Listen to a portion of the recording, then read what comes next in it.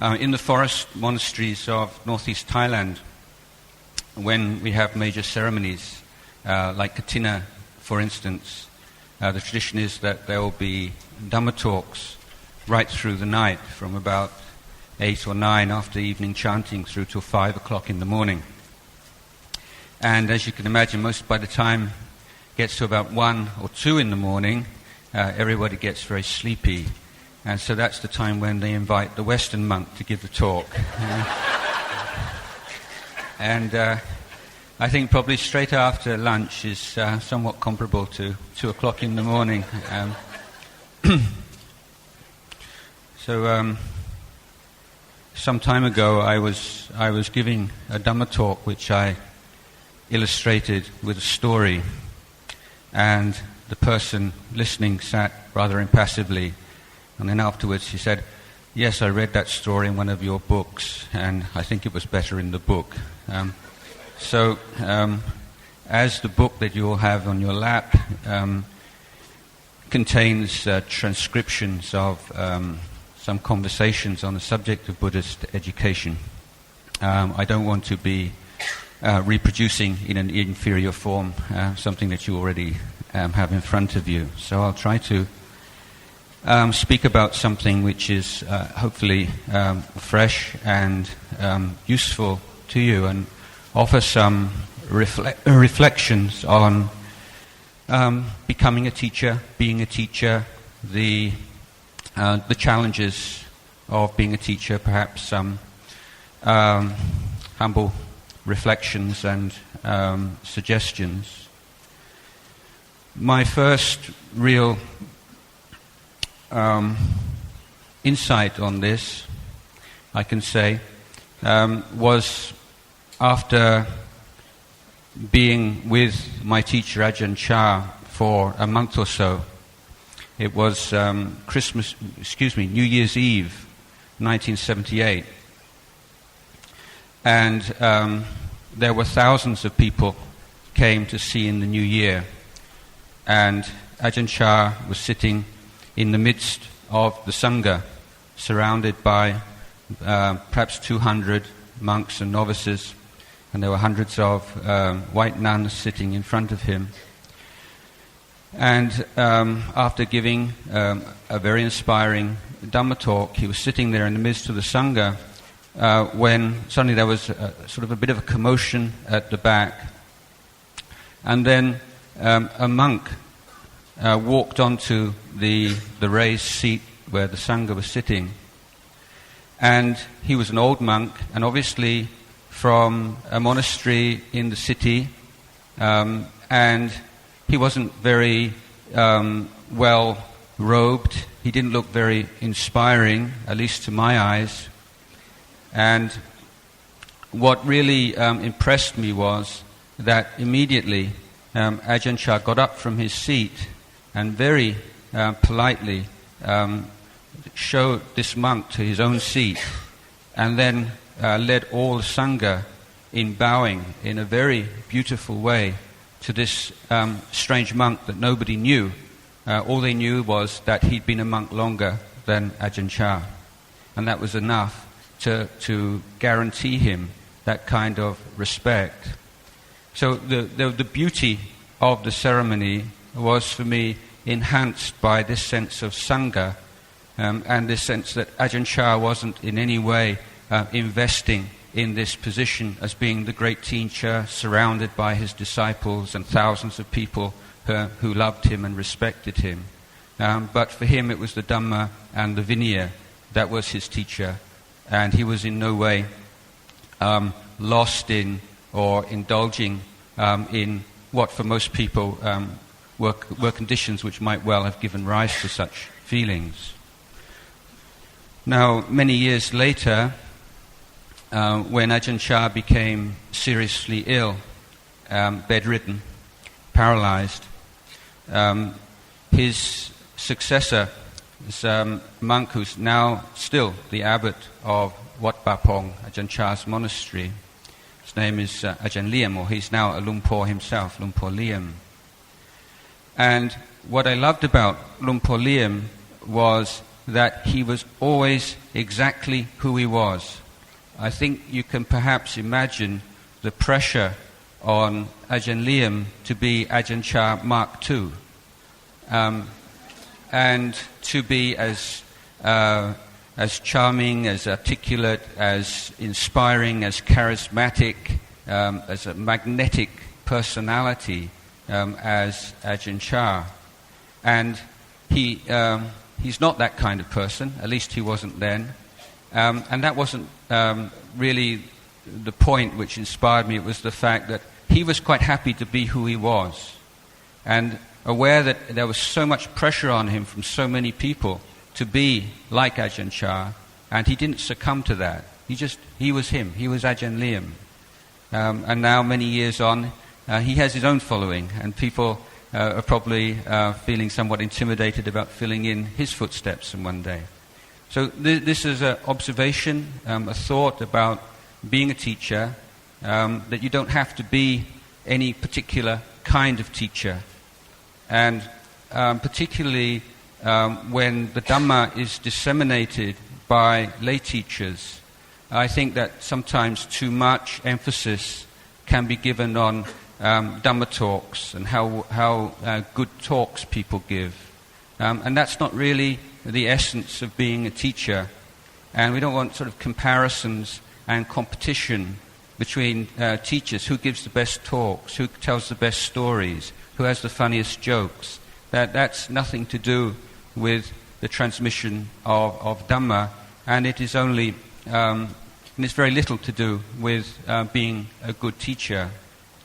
So I think it's more important that we're constantly looking at ourselves very clearly and very willing to always be a student. And at Tosi school and in Thailand, this is something that I stress a lot. The word aseka, which means someone who's graduated, someone who has no longer need to study, is a word kept for arahants. So everyone who's not yet an arahant, which I imagine is most of us here today, are still students. And so even if you've been a teacher like myself for many years, I'm a student. And at the school I say we have 3 different kinds of student in the school. We have the children, they're students quite clearly, and then we have the teachers who are students, and the parents are students. And we all need to be following the same path of study and willing to learn from our mistakes. And I think that for us as teachers, one good test of yourself is to ask, can you say to a question, I don't know? Can you say, I got it wrong? Can you admit that you made mistakes? So it's not, I don't think that anybody expects you to be perfect and to be enlightened, but it's much more important to be honest and to be willing to maintain this ideal of being a student. There was one great Chinese monk who left the home life at the age of 60, having been very successful in his lay life.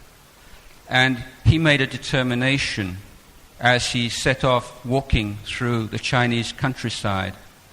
He said, if I meet someone who is older than me, but that I know more than him, I will share what I know with that person, whoever it may be. But if I meet someone, even a child of 7, if he knows more than me, I will seek to learn from that person. And that's the kind of attitude that you lead. If as a teacher you think that part of being a teacher means that you must be infallible, that you must have all the answers, and that it's losing faith and you're losing respect and your position if you admit that there are certain things that you don't know, then this is a danger for you. So being very, very humble. And for myself, I constantly return to one of the very simple teachings of the Buddha. So more as I spend more and more time in the holy life, the teachings that I come back to with real delight are often the most simple and basic teachings rather than the really kind of complex and profound ones. And one of those teachings is the importance of gratitude, and gratitude as being a sign or a characteristic of a sage. So for myself, if I meet anyone who's well known as a teacher, writes great books, gives great talks, but hopefully doesn't, but sometimes does denigrate their own teacher, or ignores them, or ignores the debt of gratitude that they owe to their teachers, there's a certain sense of mistrust arises in my mind. For myself, I look at my own life at least, and if I can see good qualities there, I immediately think of my mother, my father, and my teachers. And I know very well that without them, those good qualities in myself wouldn't be present. Or if I can look beyond that, then I'm looking at good karma that's been created in the past life and perhaps the present life also. So it's a recognition of karma, good karma, the power or the potential of karma, rather than me and myself. And I think as teachers, one point that was brought up this morning was how do we position ourselves as teachers in the modern world with the consumerism and materialism and so on. And I think that we are Buddha-sasana, this is the religion which we take wisdom as the primary virtue rather than faith. So we have the role of providing a mirror and reflections to the Sangha at large, to the society at large, encouraging people to look again, to look clearly, and giving people tools to be able to look for themselves and to become refuges unto themselves. So the paradigm of the teacher then is of the doctor. If you're a good doctor, you don't want someone to be your patient all your life. Well, some very greedy doctors might think that, but an ethical doctor wants the patient to get better.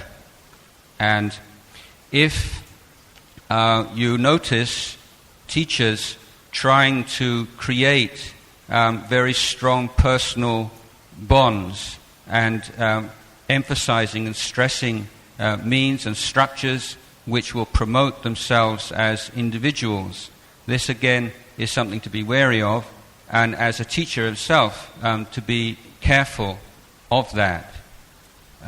So one aspect of modern culture which I think we have to be very careful not to buy into is the cult of celebrity.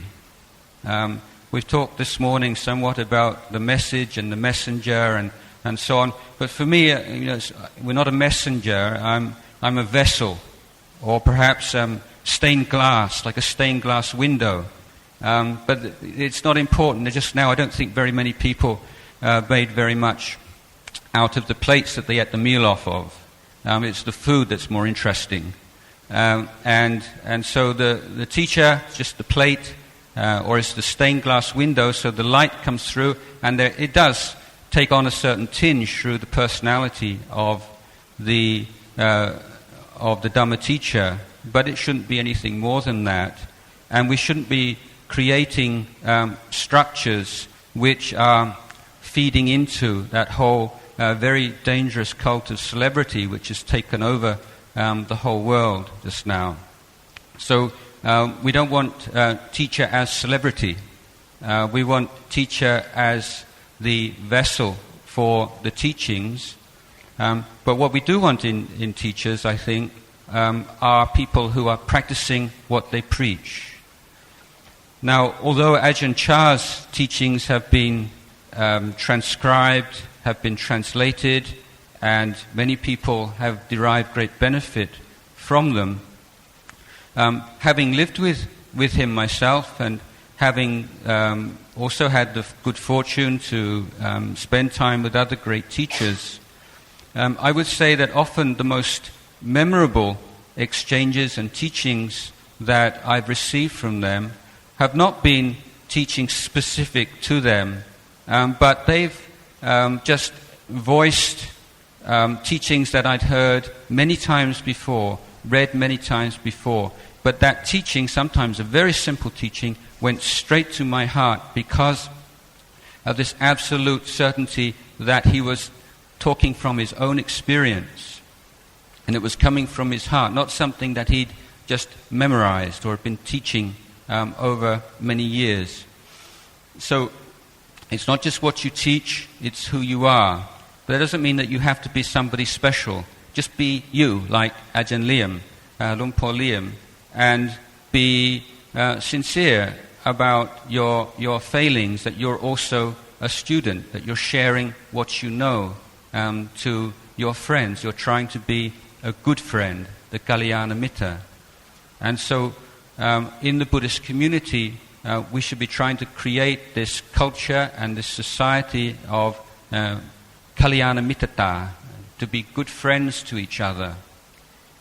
So what we don't want are teachers who are praising their own style, praising their own technique, and criticizing others. Only this is right, everybody else is wrong, or yeah, they're quite good, but it's not the real, this is the real thing.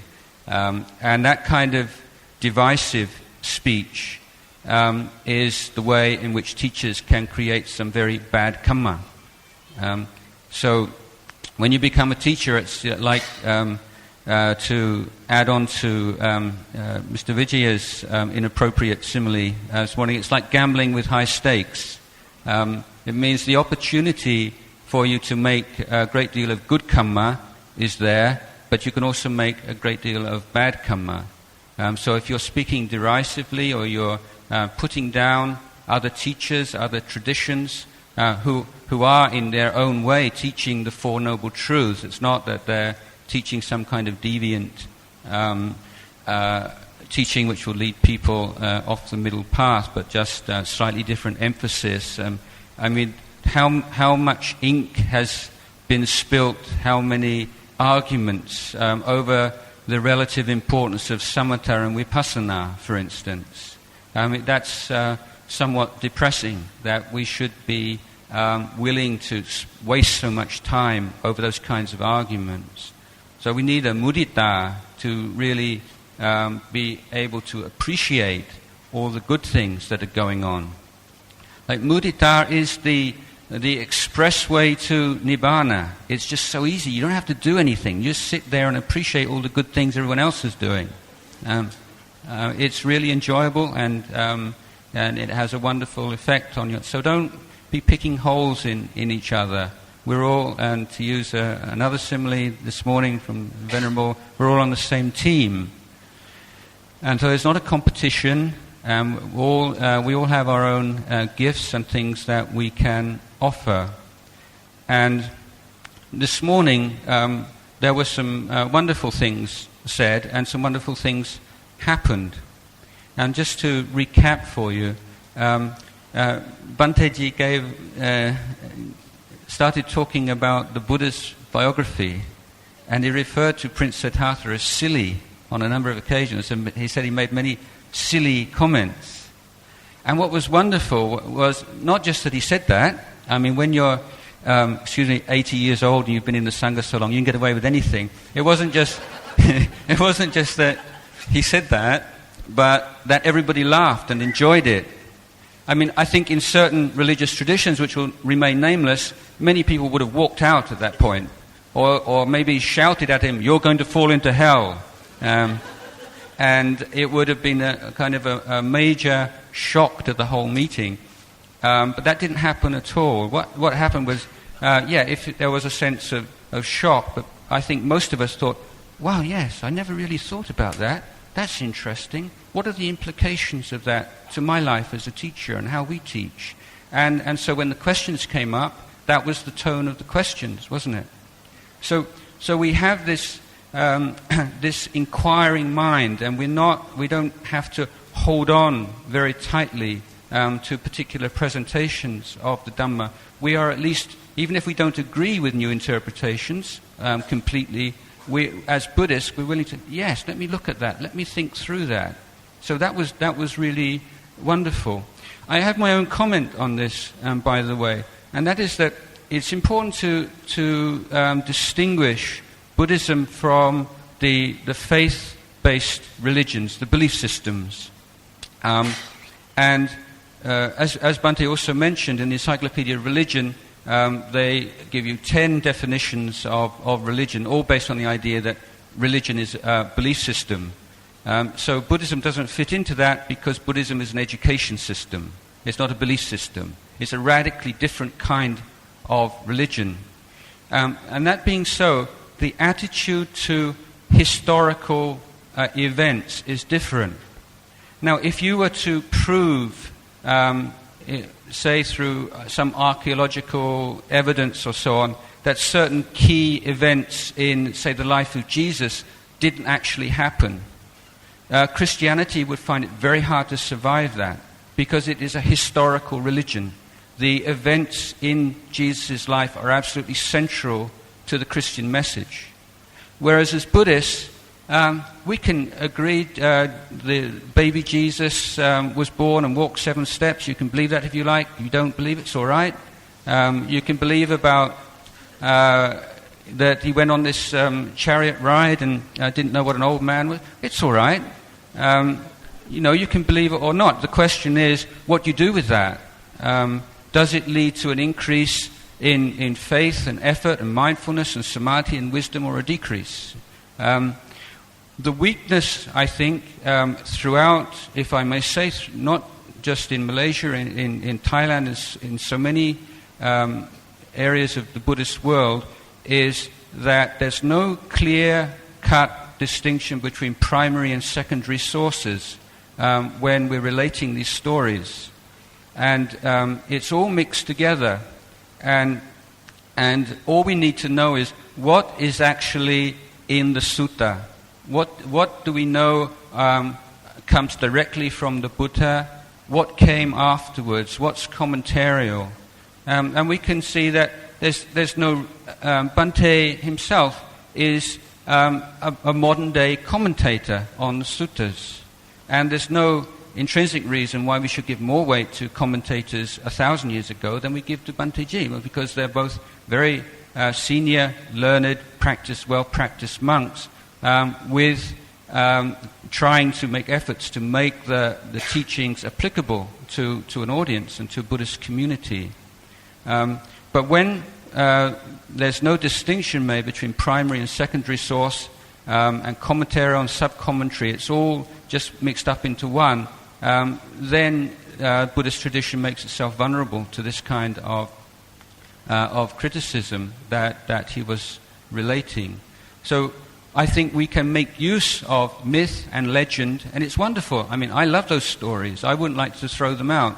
But recognizing them as stories and saying, this is a story, and this is why we tell this story.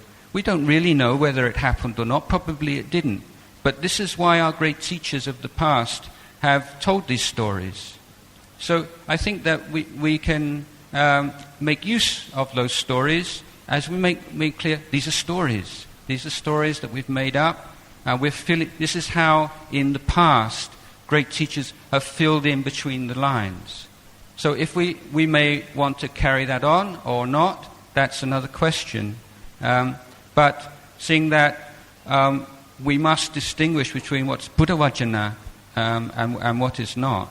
So we don't say we're going to throw out the commentaries, but recognizing commentaries as commentaries, and they are the results of the work of great monks throughout the ages. Excuse me. How much longer have I got? 10 minutes. Okay, time bound. So many things to talk about, aren't there? As teachers, let's say, I think that we're approaching the point in Malaysia where, I've spoken to Brother Dan about this, that there needs to be some clear-cut ethical standards for teachers. So this is a few things I'm going to just throw out there for you to discuss. As a monk, I have the Vinaya as a protection. The Vinaya, the discipline of a monk, provides many functions. It creates harmony in the monastic order. It is a base for development of mindfulness, but it is also a protection. And for instance, I have certain training rules which prevent me from being alone with a woman, for speaking more than 6 sentences alone with a woman, and so on. And as long as I or any other monk keeps those kinds of rules, then scandals can't happen. So if you imagine, a series of concentric walls with the very heavy, the most weighty kinds of rules on the inside, and then the outer perimeter of this wall being the minor rules of training, then you can be confident if you can maintain the security of the outer wall, you don't have to worry about the inner wall. So if monks maintain the minor rules of training, they don't have to worry about the expulsion offences. So if a monk is never alone with a woman and doesn't speak alone with a woman, doesn't have long conversations alone with a woman, then you can say it's impossible that any major sexual scandals are going to arise. Now for lay teachers, you don't have those same kind of clear-cut protections for you. But if you're in any kind of position of power and authority, you have any kind of charisma, you are going to inspire people, and you're often going to bring up feelings of love and infatuation in members of the opposite sex, and you need some protection for that. And this is something that I would suggest as teachers, that you get together and you talk about some ethical guidelines for teachers, particularly in the area of relations to the opposite sex, and the area of money and power. Power is an important one, and power is a difficult one in that it can creep up on you. And I've seen many people just change into almost different people altogether when they start to get some power and acclaim. And the Buddha was constantly warning the bhikkhus that don't think that fame and gain, all these things are sweet things. They're bitter. They're dangerous things for you as a monk. So my time is running out. The suggestion I have is that for those of you who are in teaching positions, you get together and you talk about ethical guidelines and having something written down that you can post up in your centers, and so that your students can also feel some protection. The other point is that my belief is that the Buddha Sasana only really becomes firmly established in a country when there is a firm monastic order. And I would like to encourage you to find ways to promote the monastic order, and also for those of you particularly in teaching positions, I would suggest that it would be a very good thing for you all to become monks at some time in your teaching career. I'm not, husbands and wives of teachers, relax. I'm not suggesting that they leave their home life altogether, but to spend some period of time as a monastic in your teaching career. In Thailand, the traditional period would be 3 months, to spend 3 months rains retreat as a bhikkhu or as a bhikkhuni or as a nun or whatever, to have a full understanding of what it means to be the inheritor of the Sakyamuni Buddhas, the Gautama Buddhas sasana. It's just such a wonderful feeling to wear this robe, and this is the very same robe that the Sariputta, Moggallana and all the great monks wore. This is an unbroken tradition from the great Savakas, that keeping the very same rules, the same discipline that those monks gave. Go on alms round in the morning and receiving food from the lay people in the very same way that the great Savakas did. So it's just such a wonderful feeling. And that's just the beginning. Not yet into the actual study and the ability and the time to devote yourself to practice without all the worries and the hassles of the home life. So this would be my second recommendation for people to consider, those of you in teaching positions, to consider taking at least temporary ordination at some time. So in the end, whether we're monastics, lay Buddhists, whatever our role may be, we're all both students and we're all teachers as well. We all have things that we can share with each other. So there's no kind of fixed division here between teachers and students. We're all students, and we can all in our own ways be teachers, and we're all following the Eightfold Path. There's not one Eightfold Path for monks and one Eightfold Path for lay people. We're all following the same path. And so we need a roadmap for this. We need to be able to find what is the most appropriate way that we can develop sila and samadhi and panya, and what's the best way that we can adapt those principles of development, external and internal development for our students. So what we're ultimately seeking for is the cessation of all dukkha. So in the Middle East and other areas of conflict, they get together and they discuss how to develop a roadmap. So as Buddhists, all of us need to get together and develop our Nirodh Map. So that's the end of my talk for today.